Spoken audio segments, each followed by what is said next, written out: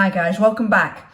Today we're going to be talking about, no, not mini eggs, we're talking about choking. However, I just have to sample one to make sure they're okay. These chocolate mini eggs and lots of other things are a massive choking risk for children. These mini eggs are the same size as a child's airway. So if a child is eating one of those and maybe not being supervised by yourself, it can get stuck in their airway. And if that happens, you need to act quickly, because when a child is choking, or even an adult for that matter, it is very, very quiet. They won't be able to talk, their hands will be around their throat, their eyes will be wide, and they'll probably curl up in a ball.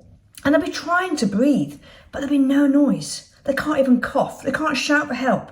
So if you see someone that is choking, and you see those signs and symptoms, you need to go up to them, and you need to go and ask them if they're choking.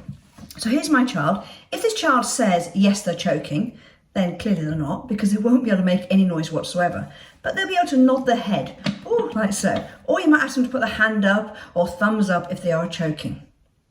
You then need to just ask them if they can cough, because maybe they can clear their own airway. They're just forgetting they can actually cough. And you encourage them to do big belly coughs. If that's not working, you've got to lean them forward. Now they can be sitting down or they can be standing, whatever's the most suitable thing for you and the size of this person as well. Because this treatment is the same for child and also adult. So lean them forward and I will support them either by your knee if you're kneeling down or by your arm if you're standing up, and use the heel of your hand and you're going to hit between their shoulder blades. So big hit like so. I always get asked, how hard would you hit? Well, let's put it like this. If you don't get the blockage out, they're going to go unconscious. And that means they're going to be unconscious, not breathing. Potentially they can die. So you need to get this blockage out.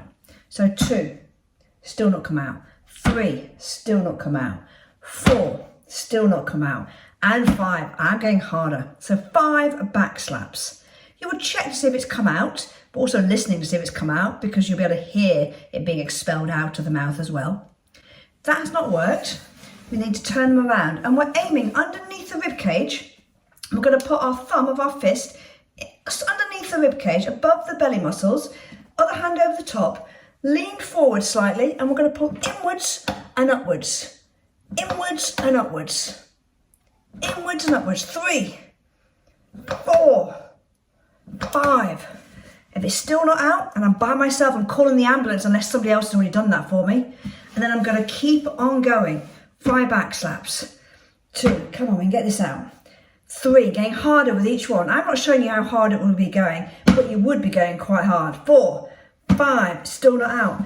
And you're going to keep on going.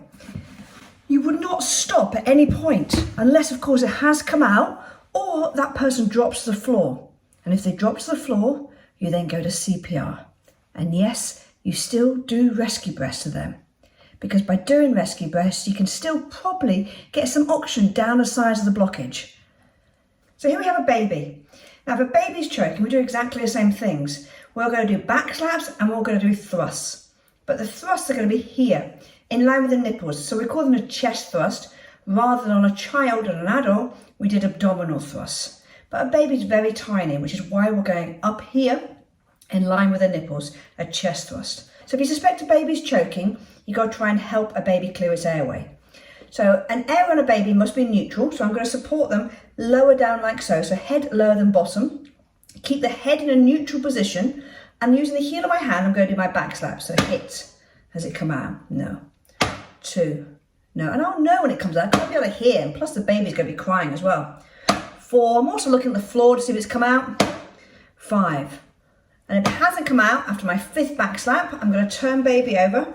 Again, I'm going to support the head in the hand. And I'm going to turn around so you can all see. And I'm going to do a chest thrust, so in line with the nipples. So not down here in the belly, a chest thrust. I'm going to go 1. Does it come out? No. 2. No. 3. And head's lower. 4. 5. Still not come out. I'm then going to call the ambulance like I did on a child. And then I'm going to repeat again. I'm going to do up to 5 back slaps again. 1, 3. 4, 5.